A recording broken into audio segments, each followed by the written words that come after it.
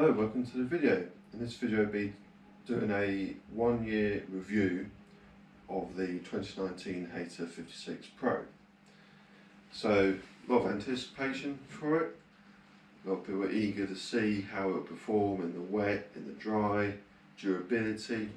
Previous ones have problems with the drives, which will usually fail in the first few cuts of the second season. So we'll find out how that goes a bit later on in the year. So I just wanted to go over good points and bad points, things I think that maybe could be improved slightly, some things that are fine. So starting up here, we'll work our way down the mower, is BBC engagement. Nice and easy, push the green button, pull the lever up, and away you go. Blaze engaged, nice and easy. I think it's a really good system. Maybe I'm slightly biased because I'm used to previous Hayters with that was the dead man's handle. That's the BBC, it's still nice and comfy. This is really nice, it's quite wide profile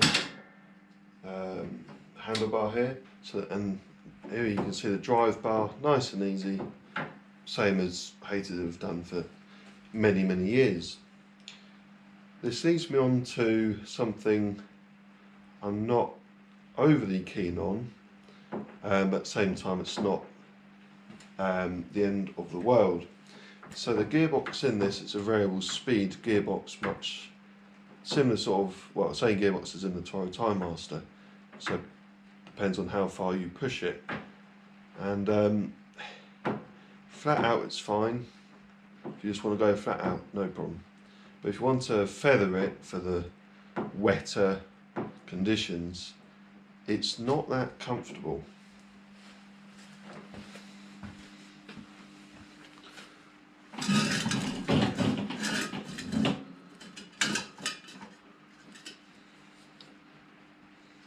So if we pretend we were using the mower, if the engine was on, obviously, how it down there, you just do that BBC, then to do the drive, nice and easy.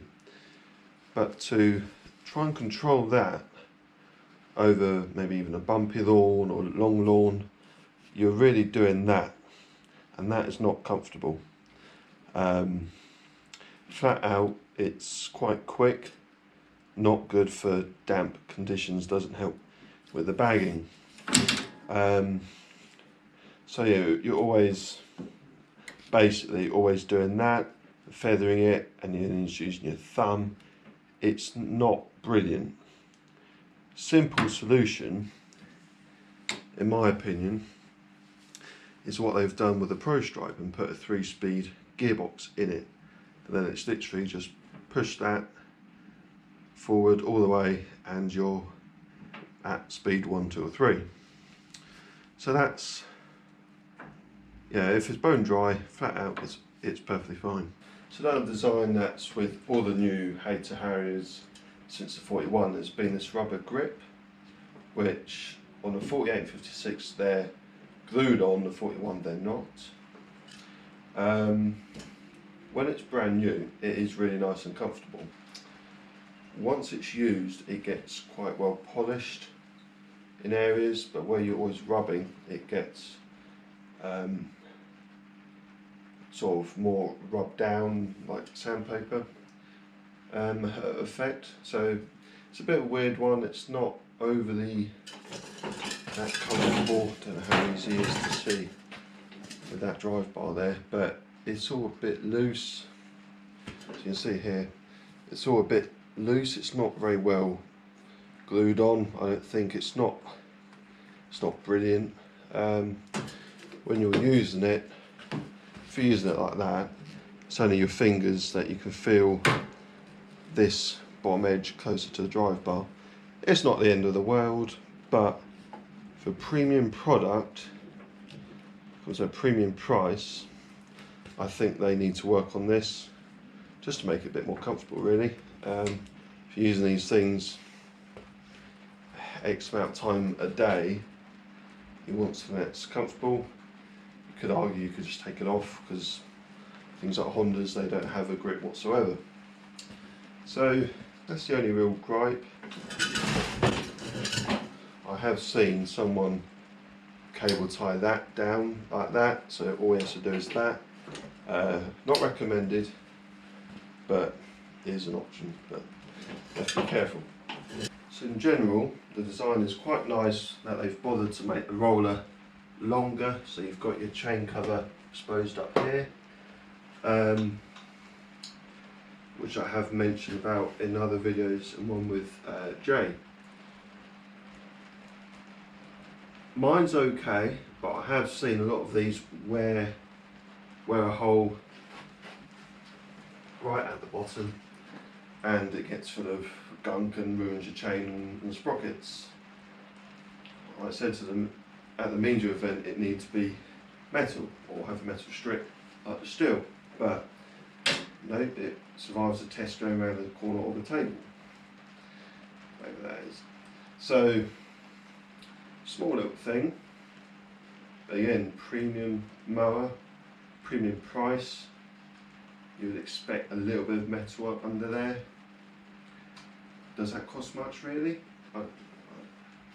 Got these side strips which I bought for it. They don't come with it. They're around 20 quid or something like that. Would have been nice if they came with the mower, even if they came in the bag and you could put one yourself. It's only 2 screws, it's not hard. But then there are some people I know who have bought one of these and it just fits through a gate. So having that extra side skirt which sticks out 3mm, well, 3mm gap plus the thickness of the metal, so 4, 5, 6mm, that will, both sides, that will make a difference. Another thing, gets the engine in a minute. Wheels, these are nice, they're chunky. They're just plastic with a roller, with a metal collar inside that rolls on the shaft.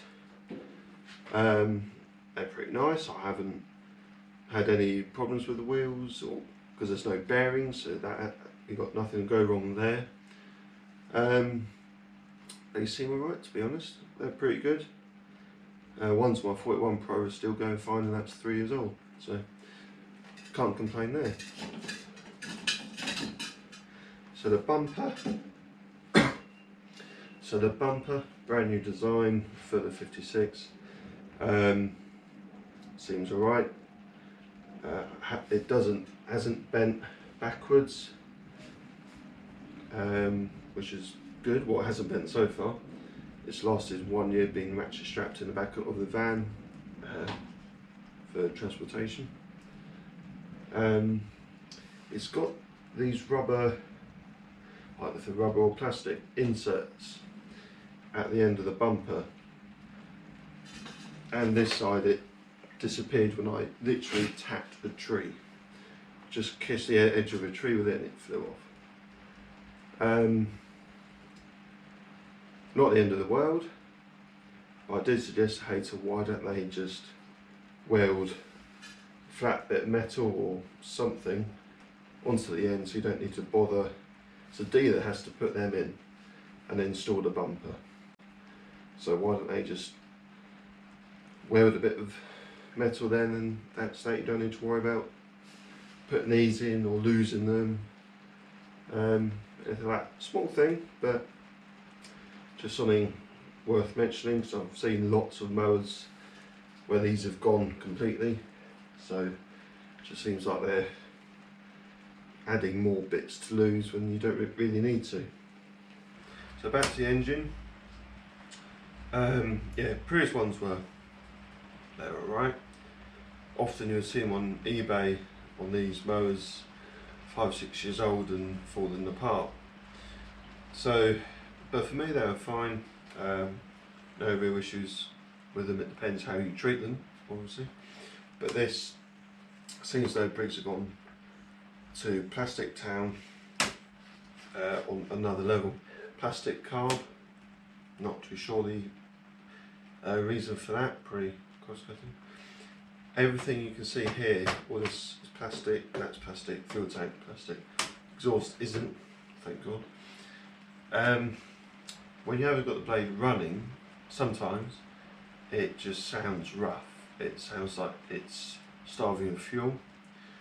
I have heard there might be a fix for this, some needle in the carb or something like that, I don't know. But when the blade's going, it's fine. I wouldn't say, well, if they had this mower and a 56 with a different engine on it, I would go for something else, provided it's Kawasaki or Honda. Maybe even Lonsin, they seem to be getting on more and more mowers now. They're on the cheaper Hayter Harriers and on Toros and Webangs and everything. So yeah, it's okay, but not my favourite. One of the biggest design flaws that a few people, including myself, noticed somewhat early on is if you're going along a lawn that's maybe there's a little a dip, a hole, a rabbit hole, or even got like a tree stump or something sticking out ever so slightly even. This with one finger, you can see it coming out, coming disconnected from the deck. That's a bit, and especially in the wet, especially in scenarios where you're going from a lawn to another lawn, and even if you just wheel it, have to roll it in the air, that impact can still shake the whole mower and the bag. There's that. And even if you're the most careful person on the planet, you will still lose grass at some point. So that needs to be addressed. And while we're talking about the bag, we might as well, especially for wet conditions, it just gets clogged up. I know they work hard on the blends of materials and the way it's made and everything. And this isn't just Hayter, it is Hondas that I've used before. They all just get clogged up with muck. And ultimately, after a day of cutting wet grass, doesn't matter if it's sort of a dewy grass, dewy wet lawn, or light rain, heavy rain, rain overnight, if you're cutting grass that has precipitation on it, it is going to make a mess of that bag. And so at the end of the day, especially if it's a long day in the spring, summer, beginning of autumn, if you're getting home at 5, 6, 7 o'clock, do you really want to spend another half an hour or more or less, depends what you like, getting it out, setting up a jet wash, cleaning it all, letting it dry? Because that's another thing, you can't just jet wash it and then it's put the mower back in the van, because it'll be all wet and yucky. Just best thing I've found is to have it going, engage the blade, that will help try and throw air at the bag and try and dry it out. But if you've got a week where you've got rain every day or even every other day, it's going to be torture. So you've got the mess under the deck because of the blade design, which they were all sort of quite proud of, this new blade design. It was in their brochure, King of the Blades, and they've had to change it. So clearly wasn't the king, as more like the peasant. I said to them at the media event, that blade looks like a gator blade, and the sort of designer was can't remember now, it was just all like, well, I suppose so, but it's not designed like that. So alright, you know, see how it goes in my mind. And it didn't do particularly well. In the dry, it's fine. Wet, sticks under the deck to a point where it creates a mark in the grass of where the blade has been digging in, and the engine doesn't bog down. and you might get half a bag of grass, which is much improvement over the previous mower, the 566. But you've also got a deeper deck on this, so you've got more grass to build up underneath. The old one had the plastic deck lining. Now they've got this new blade, which I haven't used yet. I used once on the 48. We'll see. That's all I can say. But if you're mowing out all day in the wet, doesn't matter on the blade if that is all yucky. Brings back to the point of a plastic box, which is quite it's gaining popularity. And if you've seen the video Dave the Long Guy did on the steel, that was going through wet grass. I've used it. As you might have seen my previous video, wet grass, it collects brilliantly. It's not a perfect mower, but it collects grass. There's next to no build up under the deck, and that's the thing. It's just everything, grass and air is going in, air is escaping, and grass is staying in the box. So why they're so reluctant to put the time and money into it is beyond me, to tell you the truth. Other people commenting and on other people's videos and on Instagram or Facebook, oh yeah, if they sold plastic box for, I don't know, 70, 80 quid, something like that, I don't know, it will be worth it. It really will, to have a fairly more relaxing day cutting wet grass, not having to do 2 stripes and it clogged up and cleaning out the deck and everything. It seems logical, and if Hayter were to do plastic box and it makes no difference, I would say I was wrong. But there's proof out there, mowers of plastic boxes collect in the wet. You have to look online and people buying Etesias, plastic boxes, collecting in the wet. Very well as well, I might add. So, little rant. And one of the biggest problems that people were finding was grass building up along here, jamming the roller. Happened to me once or twice, to be honest. All depends on the grass and weeds and everything else. If it does clog up, if you put it backwards, it does seem to help a little bit. Doesn't sound too critical, but I know people that were having these rollers clogged up within the first month of owning the mower. So what sort of testing actually happened in the wet? Because if people are finding them pretty quickly, that's pretty bad. But Hayter claim this new blade will help reduce that. Hopefully it'll fix it, but there you are. So that was one of the biggest issues, and again, didn't happen on the previous generation of mowers. This bar, people, including myself, thought maybe that could be square, purely because the previous generation that was square and it didn't clog up. I didn't think of it as a scraper bar. Hayter told me at Soltex they tried a 48 with a square bar and it made no difference.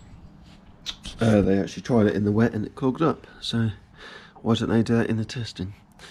And again, it's all down to the blade not collecting properly. I'm a bit concerned about these plastic end pieces. Hopefully they last quite a while. Hopefully it's sort of a little bit lower down than the actual metal. Seems fairly flush, so we'll see how that goes. Seems fairly good, so we'll see on that one. But yeah, quite a lot of paint. Where's me like a lot of paint missing around there. This isn't too bad, it's all gone black really.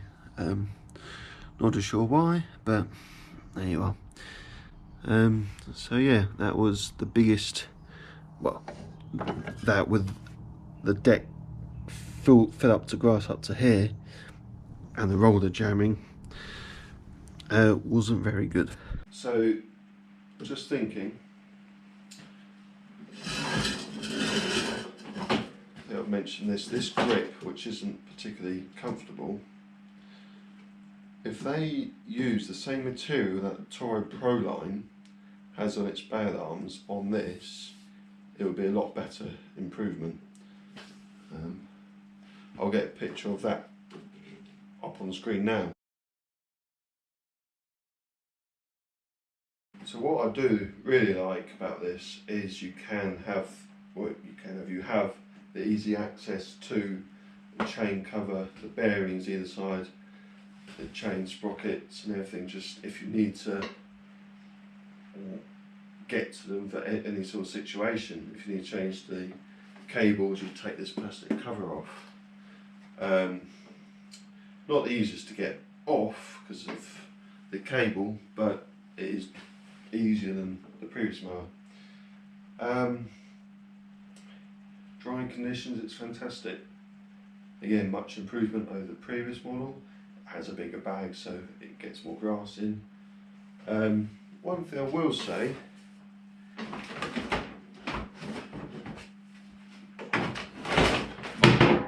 that's nice, is this grip needs to be bigger like the previous one, because if that's full it will sort of just do that a bit. It just rotates your hand too much and it's quite thin.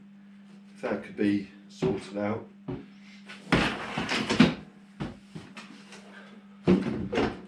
But first I need to sort that out because that is pretty bad, to be honest.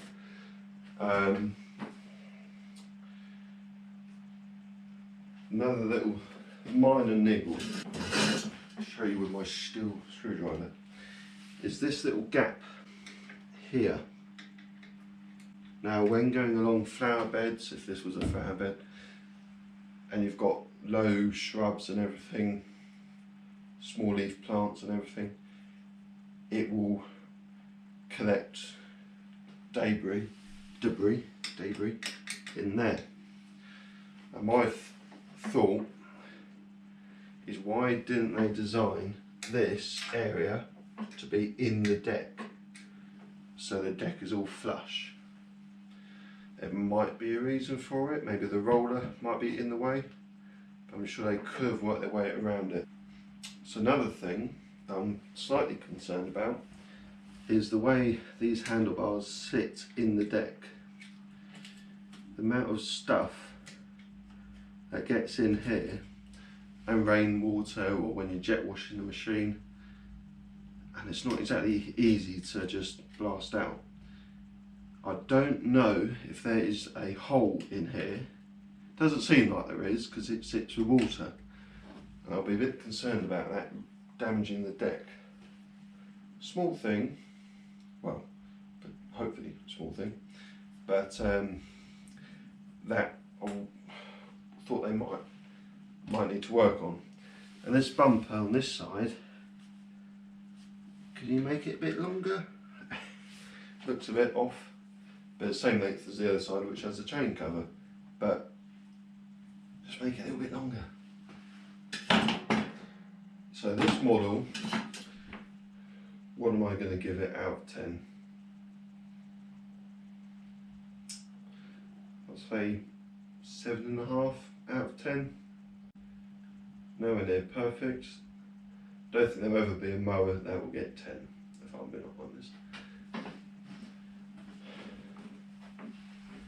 If they improve the transmission, because in the dry it's a nice enough speed, a little bit quick, but that's just me. In the wet rather, to have a slower option, which is more comfortable, should have been designed in, a bit like the Pro Stroke. that the cheap engine is sort of letting down a little bit with all these little plasticky bits here and there. One thing I thought about, I don't know how easy this is to see, but here you've got a lot of room. Could they not make this become a 9 height of cut machine rather than 7? Now 9 might seem quite a lot, but if some people are only using this on their fleet and don't have a 4-wheel mower, rough mower, it might be useful. I know why that gap is there for this plastic, because of the Pro Stripe and the design of that. Small thing, it just looks a bit odd. Another thing, it's only about a centimetre gap between the bottom of the fins and the floor.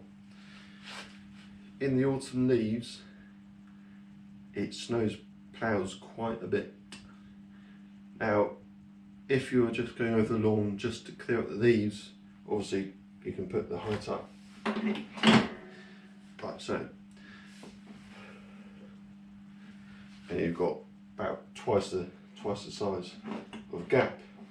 But obviously, the season we had, it was growing up until late November, early December, so that wasn't really an option. And some jobs they don't want to pay you to clear up leaves and then mow it, so you've got to compromise and do them both together. So that's something I don't remember the previous mower doing so much. I don't know what's changed. I mentioned it to Hayter at Soltex. They didn't know what changed either, so a little bit concerning. But small thing, but not, yeah, a lot of mowers do snowplow, but the previous one didn't really seem to do that. So there you are. I think I've covered everything, and maybe had a little rant as I go along. I hope you've enjoyed it. If you've lasted this long, well done. Go and make yourself a cup of tea or coffee. Please like, share and subscribe, and I will see you in the next video.